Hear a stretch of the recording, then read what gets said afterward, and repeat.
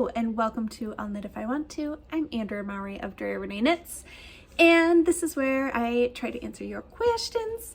And today I thought we'd kick it off with me sharing some info and details about the Big Cozy Cardi that just came out this week. So this is it. And I just wanted you to be able to see a little more of its drape and texture. It is so cozy. One of my test knitters described it as the blanket that you can just wear out of the house. So here it is. And let's talk a little bit about it. Back. Okay. So I used a Sky Dance Ursa Minor, which is a yarn from Brooklyn General Store. Yep. Woo, had a little flippy moment in my brain there, but we worked it all out. No, I'm gonna do it again. Let's just all take like a calming breath together. Brooklyn General Store. And it is such a special yarn. So she calls it kind of like a heavy fingering weight. Also kind of like hovers that line between fingering and sport weight. It's about 375 yards to 100 grams. It's like a little thicker than your typical fingering weight. And it is a lovely blend of Cormo, Merino, and Romney, which I feel like gives it the bounce and woolliness and softness of like Cormo and Merino with some of that like hard wearing longevity of Romney, in my opinion. And it has lovely stitch definition. So you can see this lovely, I love how the natural light is showing off that stitch definition right now, that stitch pattern. So something only a knitter can just really love. It's like, ooh, this is Instagram worthy right now. And for the shawl collar, I used Oh Dang, which is a melted suri alpaca from the Farmer's Daughter Fibers that has a silk core. And it's called Oh Dang because every time you touch it, you're like, oh dang, it's so soft. And it really is. It is a delight. This is no joke when it comes to a shawl collar. This bad boy is like 20 inches wide. But still, all the sizes, just take 2 skeins of that. And you could also use, one of the things I wanted to talk about, so I went for ultimate cozy. As I said, one of my test knitters was like, it's like a blanket. It's a blanket again, or something else. So I actually almost used my hand spun for the collar. And when I was thinking about it, what I was really trying to achieve with this sweater is, do you ever watch, like, I feel like there's been a few like Netflix shows or movies where the main actress will have on just the coziest ultimate outfit of like effortless, still kind of graceful, but just so cozy. They're usually neutrals, which, if you know me, I don't do a ton of neutrals, but I love the neutral palette of this. So I just wanted that like go to what I want to pull on in the morning when I sneak down early before everyone else is up to have my coffee and to knit or spin, snuggle up on the sofa, or drinking a cup of tea on a rainy day with a lovely candle, or, you know, all the things, getting out of a steamy lavender scented bath and wrapping up in something so cozy. Like, these are the thoughts that were going through my head. So when I went to knit the collar, I was like, I just want it to be like a cloud around my neck. Like, I just want it to be something that I am so thrilled to be wrapped up in, that my kids won't get off my lap because they want to wrap up in it too. And so there you go. That was a little insight into my mind when I was designing this. One thing I will say though is it is, because this yarn is incredibly lightweight. Oh, one of the questions I've been getting is it 2 strands of the alpaca held double? Because this alpaca is listed as a lace weight yarn. It is not. It's actually only a single strand. And I want to show you, do you see how solid that fabric looks? This is only knit on a needle one size smaller than the body, even though the body is a heavier yarn. And that is because of the fluff of the Surrey alpaca. So when, speaking of fluff, so when you knit this up and block it, I mean, even though it was knit at a large gauge, when you compare needle size and weight of the yarn, I mean, it just fluffs and fills in. That's one of the things I love about a Surrey alpaca yarn, is you can really push your needle size with it. But it is still ethereal. It's incredibly lightweight. The whole sweater is, to be honest, it's not a small sweater, as you could see. I mean, it is a hip length sweater with a very large shawl collar on it, but that shawl collar just drapes so beautifully. Actually, a few people thought I was wearing a scarf with the cardigan. They're together.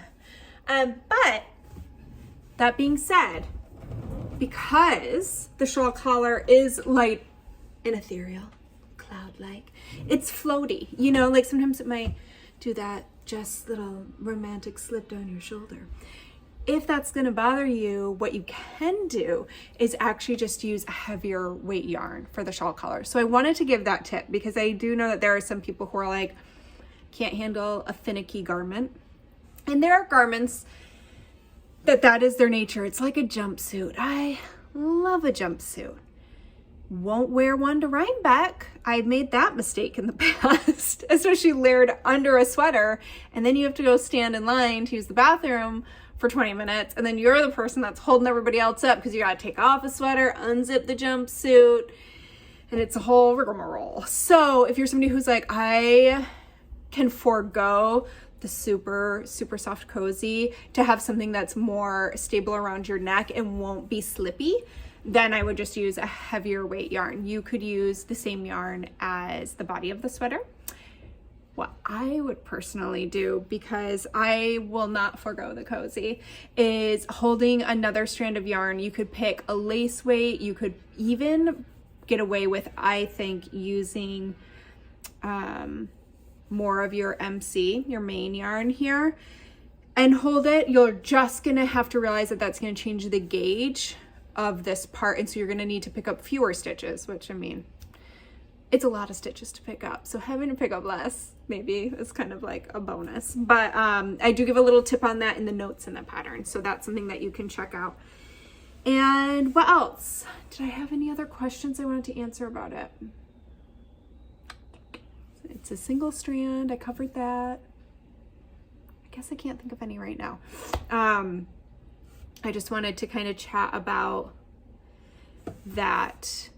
Oh, now Candace from the Farmer's Daughter Fibers. So the only thing that maybe I would touch on is sizing. As far as my testers go, I did not get much feedback on them, like one way or the other, if they would size down. They were all pretty happy with the size they knit. There was probably only like one person who maybe would size down if between sizes. So but Candace, for instance, we actually have the same size sweater and she would prefer something sized down. So the way that I would determine that is more about personal preference. If you are not somebody who likes to wear a lot of positive ease, then I would drop down a size if you're between two.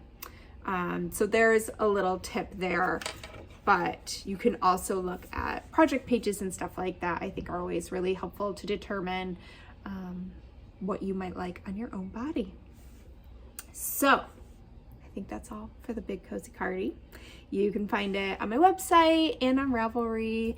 And yeah, again, Farmer's Daughter Fibers and Brooklyn General Stores Sky Dance are the yarns I used. And Candace was talking about doing a knit along in the winter, kind of once everyone's through with gift knitting for those who do gift knitting. So maybe kind of kicking it off mid-December or something. And she also did an amazing video on color combos, because there's also a bunch of beautifully, I think it's naturally dyed Sky Dance, and then she paired it up with monochromatic colors from the Odang line, and they're really beautiful. So I did share her video in and yes, I'm doing the looking for the pen thing. There was somebody last week who was like, oh my gosh, that was so painful watching you look for a pen when there was one behind you. You know, sometimes you're just really focused on what's in front of you. So I will link to Candace's video again on all those color combos, and in general, if you have not checked out, oh yay. Sorry, I just found something that I've been wanting that was right here on my desk. In general, if you're looking for another weekly, I'm pretty sure she does it every week, or at least she does it fairly often, little video nitty kind of podcast to watch, I highly recommend Candace's because it's a delight to watch. And now I just need paper.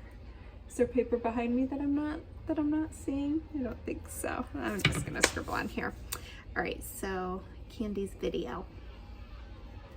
All right, well, shall we answer some questions? Question number 1. Let's get cozy. Okay. So far, I have only knit 2 cardigans. Sorry, I'm really wiggling the table today. I think it's okay. Both times I have encountered the same problem. Once the cardigan is finished and I start wearing it a little, the collar kind of drops lower and lower and doesn't fit nicely on my lower neck, but more so on my shoulders. It's really annoying and makes my knits look sloppy on my body. I knit according to patterns and stick to the amount of stitches stated there. Do you have any idea why this happens, how I can prevent it from happening, and what I can do to fix the issue on my existing cardigans? Okay, so let us start with why it may be happening. One reason is that it's depending on what size you're knitting, it can be that the designer's trying to keep the transition through the yoke as smooth as possible. And so if they start off that collar too small and have to increase even more stitches to keep that collar small, sometimes you can get a little bit of like a ruffling in the yoke that can happen from just that trying to increase a lot of stitches quickly. It can cause that issue.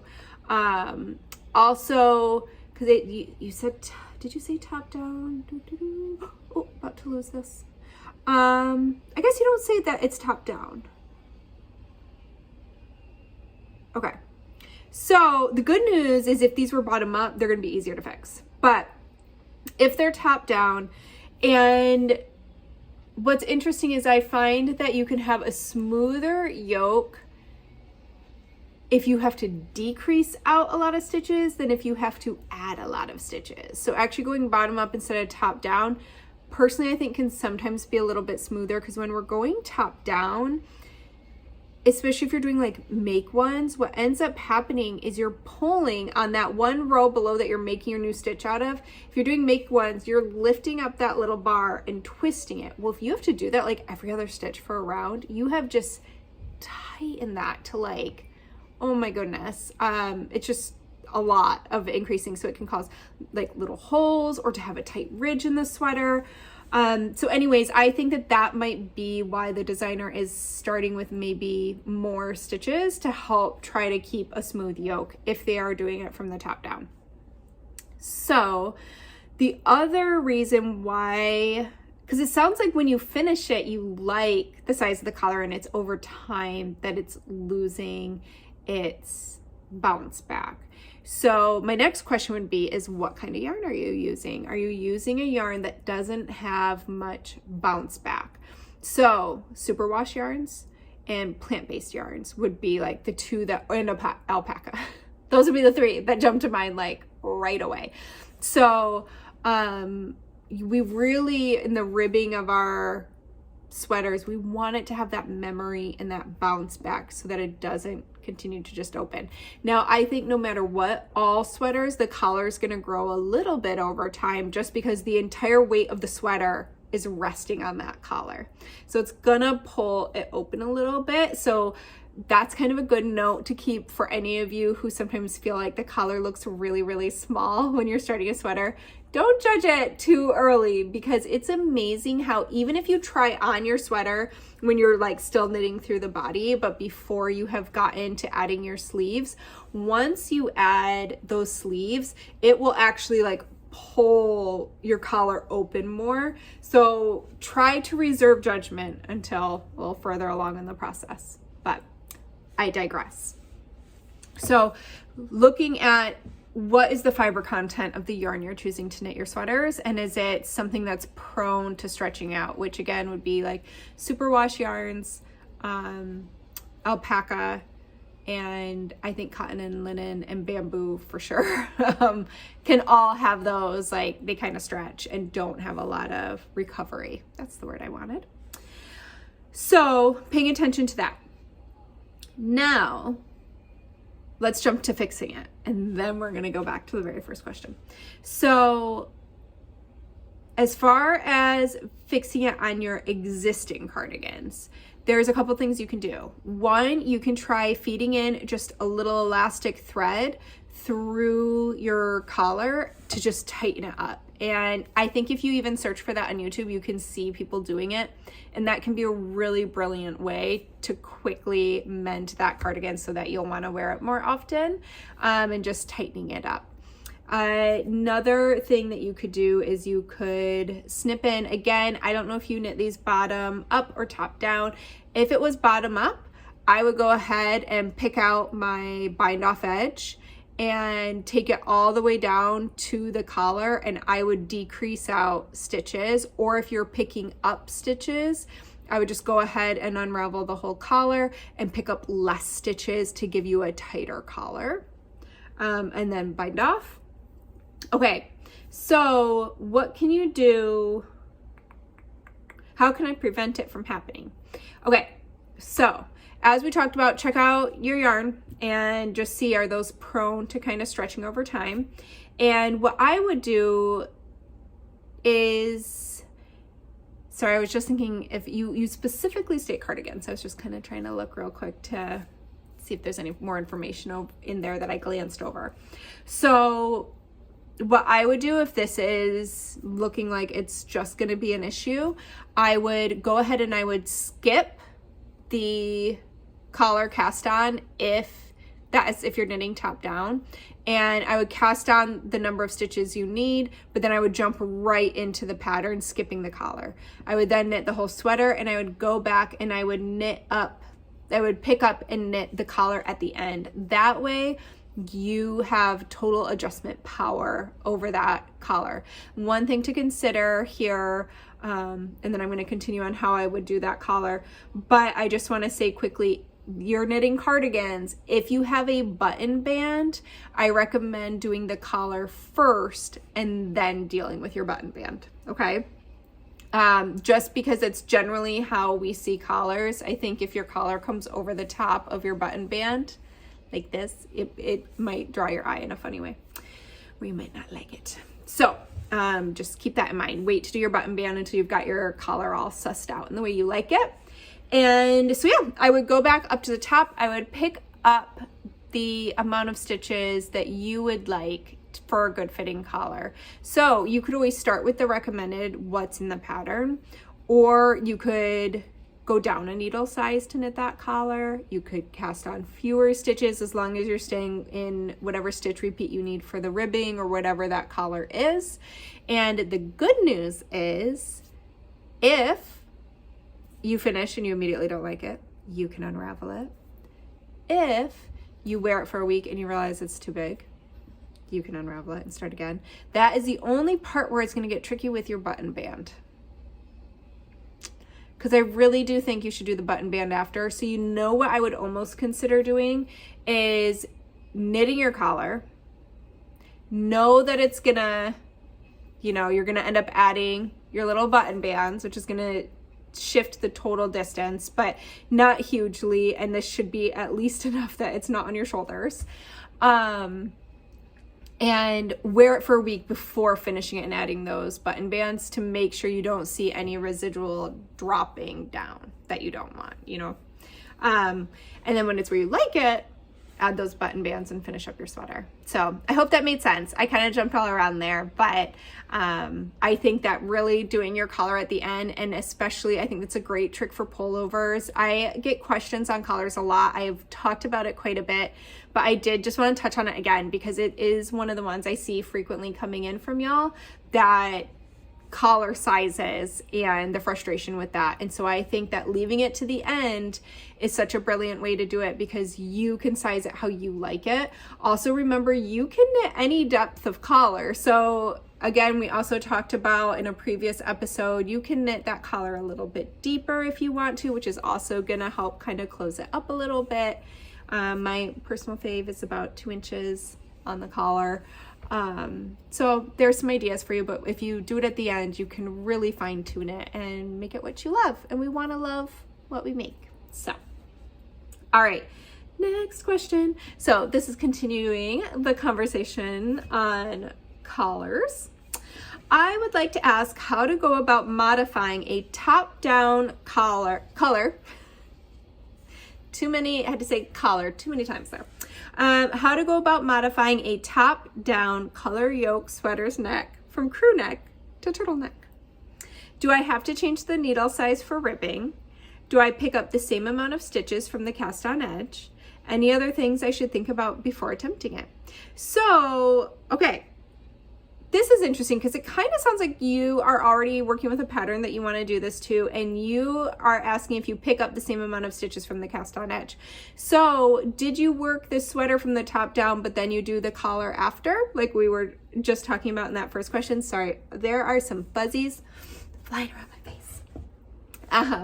So yes, you could absolutely start with the same amount of cast on stitches, picking them up, or if you start with the collar band. This is like, I have a lot of fuzzy things on my desk right now, and I swear they're just like coming for me.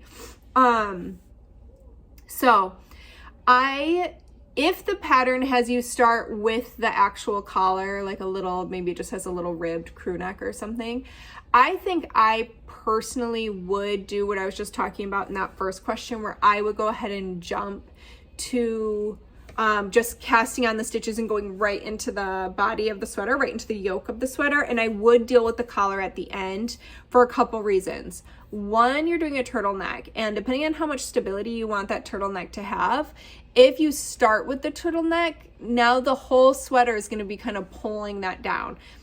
But now we have to think about, well, what kind of turtleneck do you want? You're asking if you should pick up the same amount of stitches. Do you want it to be like a kind of loose, cozy turtleneck? Do you want it to be a tight, turtle? Like, what do you want that turtleneck to look like? That's really what's going to determine if you wanted to cast on the same amount of stitches or not. But I would start there. I think that's where I would start. I think if you want more stability, my favorite, I do like to do a high neck sometimes on things. And so what I'll do is I will do a folded collar, and that helps it kind of stand more. If you don't necessarily want that stability, you want it to be more like a classic turtleneck, I would just go ahead and knit your 2x2 ribbing or whatever it is, just like you would for the short little crew neck collar. I would just keep that going until it's the length you like.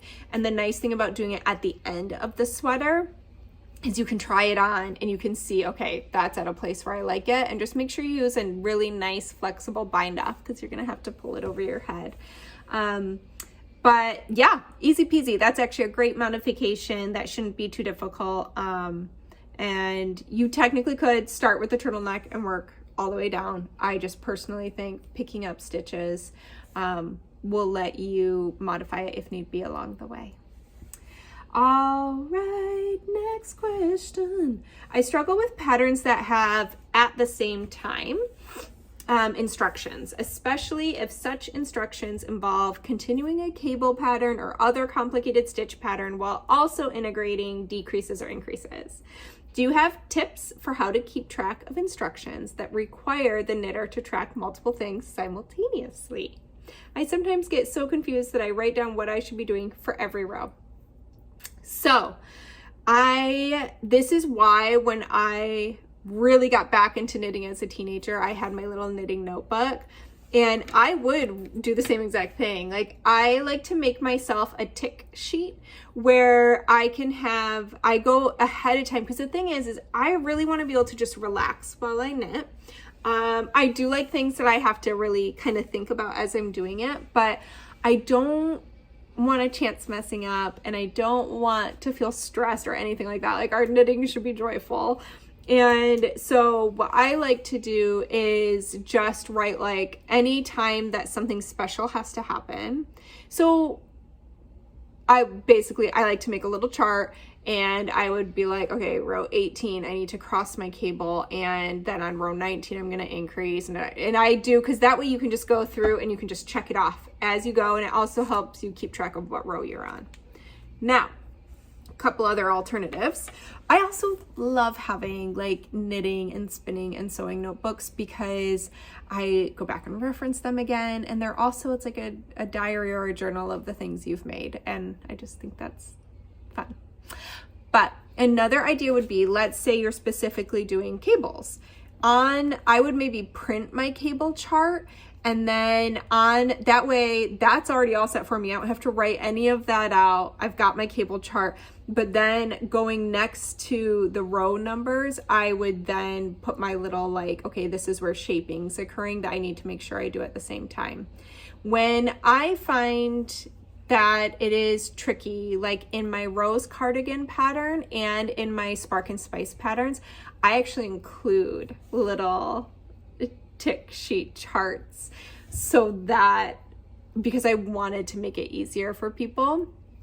So like in the rose cardi, you are fading, crossing cables, and shaping all at the same time. And so it's actually one of my amazing test knitters, Bintu, was the one who came up with kind of the idea of how we ended up doing the little sheet, because she did it for herself, and she was like, it just made it so much easier to keep track of everything. And so it was kind of like a row by row, and you could just check it off. So I think that if it's going to make your life easier in the long run, it's really worth that pep yourself up and prep yourself for the work ahead. There was one other idea I had. Now, the other thing you can do is there are some pretty cool row counters out there. I don't have one, but as you all know, I have talked about row counters. I do have row counters, not these fancy ones.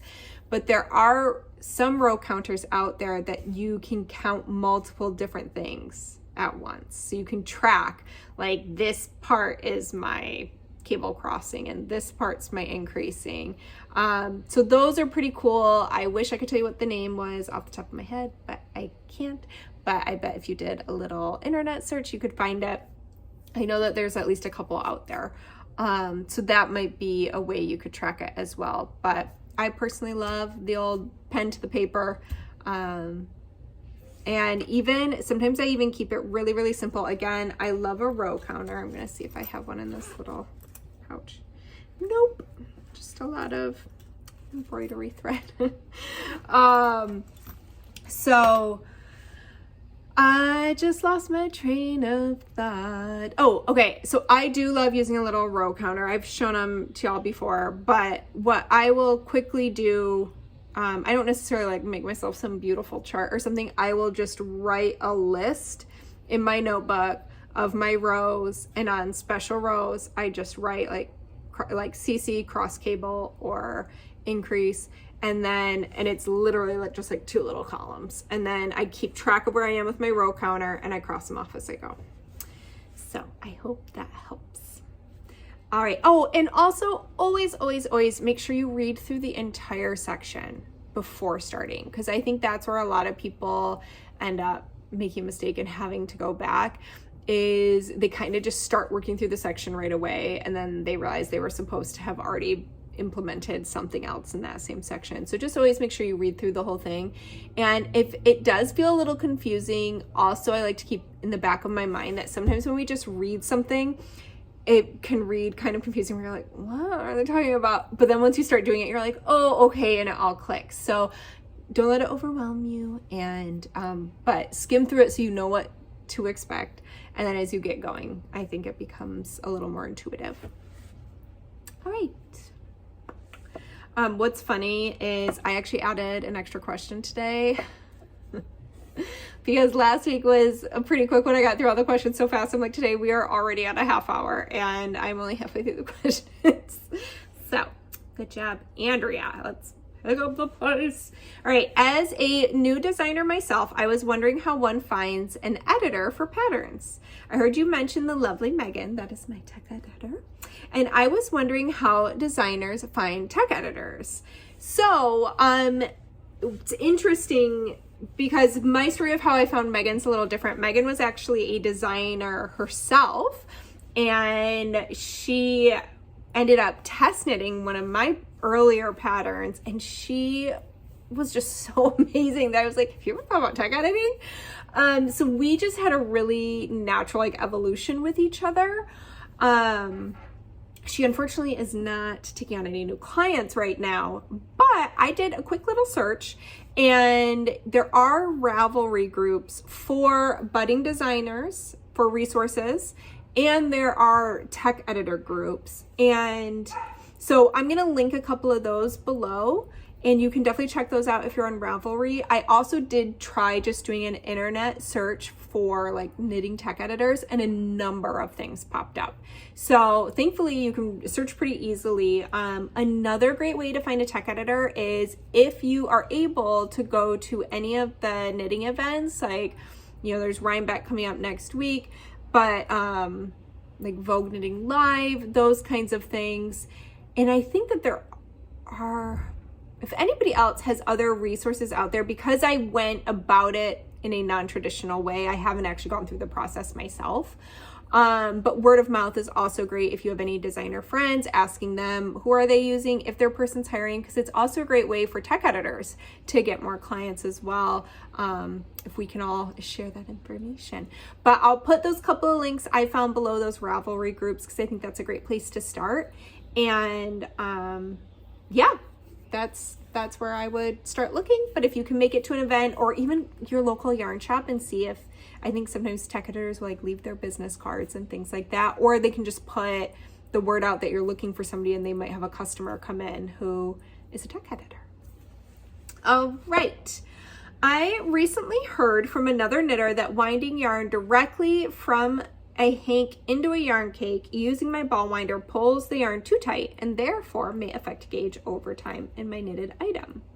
Instead, it was suggested to wind the hank into a cake, then wind it a second time from the yarn cake into a second cake to loosen the tension. I just said cakes so many times.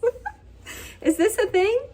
I do purchase my hanks intact and wind my yarn myself, but rather than having all my yarn wound up my LYS into cakes, I wait until I need more yarn for my project before winding. So yes, I have heard of this and I played around with it years ago. Geez, 6 years ago. It is pretty fascinating. If you wind your yarn into a cake once and then you wind it again, the second cake will be a lot bigger than the first cake. I don't do that.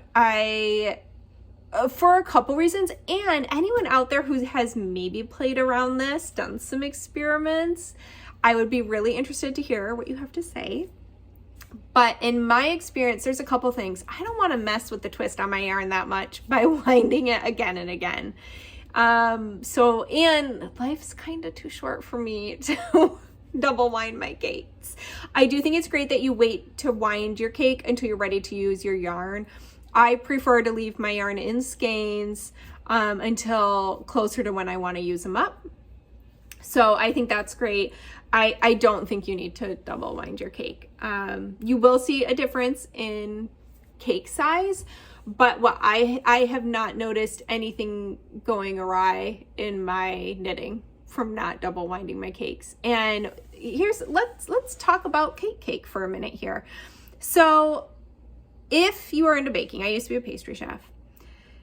There's a very, very strong opinion that we should always measure by weight our ingredients when baking. And the reason for that is that here in America, where we measure things by cups and teaspoons, things like that, what I measure as a cup may be very different than what you measure as a cup. It all depends if we scoop and shake or scrape and all the different ways we might measure something. So when I was working at one of the bakeries I used to work at, myself and the other baker got a little bee in our bonnet, and we were like, yeah, you know what we should do? We should take all of our recipes and start converting them into doing it by weight so that we can be super accurate. So we only did a couple recipes and they completely changed, because the thing is that our recipes were working out great for the way that we happen to scoop our flour and other ingredients. And when we started measuring them, it changed really drastically. And so then our recipes weren't working out so well. So the whole point of the story is, if it's working for you, just keep on going, you know, like, don't fix what's not broken. And will I measure by weight for some recipes? 100%. I actually think that that is a wiser method, but the way we were doing it was working for the recipes we had and what we were creating. For me personally, I have never had any issues with winding a skein of yarn into just one cake. And yeah, there's nothing that was ever changed by me doing it that way. So I'm just going to keep on riding this train because it's working. So I guess that's what my answer is. All right. Last question. I'm still going to do the extra one. Hi, Andrea. Thank you for kindly answering all our questions. You're welcome. I really like the fabric of the sweater you wore in the last episode. So that's my Mackworth sweater, which I have right here. Woohoo! That is just such a rarity for me to have the thing that I'm talking about. Ho, ho, ho. Okay. So back to the question. I love knitting sweaters, but I always find the stitches very visible and not like the ones that we buy in the store where the stitches are so tiny. I was wondering what yarn it was, and if you could tell us a little bit more about how you choose your yarns. So I think that that is a hurdle when we start knitting sweaters, and not to say you just started knitting sweaters, but for me, personal experience here, when I began knitting sweaters, there was an expectation that they be more similar to what I would buy from the store. Also, I used to knit with heavier yarn more often for sweaters. And so that's drastically different than a lot of what we'll buy in the store. There are a lot of sweaters that are made out of yarns that are like threads that you would buy ready to wear. So they are always going to be different. They're not going to be exactly like a ready to wear sweater that you'd buy at the mall. So I think once we get used to that, and once you move away from that a little bit, it becomes less obvious. But I would consider working with some finer weight yarns. So I would probably not use worsted or heavier if you don't like to be able to see those stitches very strongly. And I would also recommend you use some woolen spun yarns or semi-woolen yarns, because those are going to have a less distinct structure. And so you're not going to be so drawn into these perfect knit stitches that like you can really see. So Mackworth is knit out of Ritual Dyes yarn. And you're right. I mean, again, I just feel like it's really overcast here today and I am liking the lighting. But you're right. So I can see how you can't really see the stitches from there. I mean, I don't know how big, maybe you're watching this on a big screen and you're like, oh, I can see those stitches. But let's hold it up. So what you'll notice about this, and what I kind of was describing the other day, is it's really slubby yarn. Like there's lots of these little like slubs, little neps, which definitely gives it a more rustic quality. This is, I believe, the base is called Maven. You can find it on the pattern page. And it is, sorry, I'm just trying to look at this actual yarn up close. It definitely has a looser spin on it, like a more of an, I shouldn't say looser, an airier spin on it, more lofty, more similar to a woolen spun. I don't think it's true woolen spun. It might be semi-woolen. And so this would be a great one to try out, especially because you already know you like it. Another one I would recommend would be Brooklyn Tweed. So their loft or shelter, that was actually one of the first sweaters I knit that felt more like a ready to wear, because if you are using primarily worsted spun yarns, they're heavier. Woolen spun yarns are full of air, and so they are actual weight wise more similar to what you might buy ready to wear. And so that was kind of a big aha moment for me when I did knit my first sweater using, and there's quite a few woolen spuns out there these days. That was just my personal experience, was I used Brooklyn Tweed, and I was like, oh my goodness, this is like, it's lightweight, it had nice drape, so it felt more similar to that ready to wear. And again, that woolen spun isn't going to have the super sharp stitch definition that worsted spun has. So when we spin worsted, we're smoothing the yarn out and pushing the air out. So it's beautiful for things like cables and anywhere where you kind of want that stitch definition. A rounder yarn with more plies, with smoother spinning, is really going to show that off. So you kind of want to go the other way if you don't want it to be too defined. You might also like adding in something with some texture. So some odang or some mohair or something like that. That halo would really disrupt that stitch definition. Woo! Stitch definition as well. And because it gives you this lovely fuzzy halo on it. So it kind of blurs everything. So you might like that as well. So there you go. And as far as how I choose my yarns, it just really depends on the project. I mean, I'm going to want to use a really round yarn with at least 3 plies if I want really good stitch definition for, say, like cables. If I'm going to knit lace, I'm probably going to try and look for a 2-ply because that's going to help pop open around eyelets. If I want it to be really warm, I'm probably going to go woolen spun. If I want it to have a lot of longevity, I might go worsted spun. So yeah, all those different things kind of come into play. And then color, like that's so big for me. I would say that's probably the greatest driving factor. Is most of what I knit, I'm looking at color and I'm looking at texture, and I like to combine the two a lot. Texture, like that is what just fascinates me about knit fabric and creating that. So there's such a huge world of yarns out there. Sometimes I get overwhelmed. Like, if I'm being honest, I'm like, I need everyone to stop making new yarns because I can't keep up.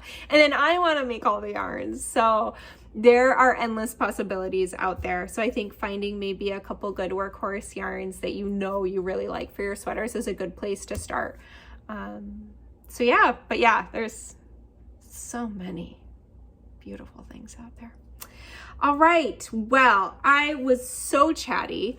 Next week, I do hope to be able to share a little finished weaving with you. I am weaving some towels, and I have one done, but I can't take it off the loom yet because I have to do the next one. And next week, this time, we'll actually be at Woolen Folk. Ooh, so I should share those announcements. So if you are headed to New York for the big Rhinebeck weekend, on Friday, October 14th, I'll be at the Woolen Folk Festival, which I went last year, which was their first year, and it is right on the Hudson River, I believe that's right, and was just so lovely, so lovely. And it seems like there are going to be quite a few amazing vendors and all kinds of neat things happening this year. They have like a podcast lounge, and it just seems like it's going to be really cool. So I'm going to be hanging out at the MDK field from 2 o'clock to 3 o'clock. And I'm going to be joined for a little bit by Candace from the Farmer's Daughter Fibers and Catherine from Brooklyn General Store. And we'll all be wearing our Big Cozy Cardis. So if you are coming to Woolen Folk, please come and say hi because I would love to meet you. And then on Saturday is New York Sheep and Wool Festival. And of course, just like the past few years, we will be doing our meetup at the hill, on the hill, at 2 o'clock. And we usually hang out there for about an hour. Come say hi. And then we also do a big group photo. I am attempting to put out into the universe that we are going to try for that photo at 2:45. It can be hard to get us all together for the big photo, but hopefully this year we are going to have some help with actually snapping the photo. So that's good. So yeah, I would just love to see you. If you see me wandering around, please don't hesitate to say hi and show me your Rhinebeck sweater. Have you packed your knits? I need to pack my knits. I'm really excited. It's one of my favorite times of year. So I hope to see you there if you're coming. And any other announcements? I don't think so. Per the usual, I do have it linked below now is my events page. So if you're like, wait, when did you say you were going to be there and where is there? You can just go ahead to the events page on my website. It's also just DreaReneeKnits.com/events to make it easy, but it's linked below as well. So you can always check out there if you forgot what I said. And again, I am wearing the Big Cozy Cardi. It is big and it is cozy, and I am gonna go do some knitting in it right now. So I hope that you have a cozy weekend, and if you are headed to New York next week, I hope to see you next weekend. And otherwise, I will see you here. I will make sure to still put up a video on Friday. So have a great weekend, and I hope to see you next week. Bye.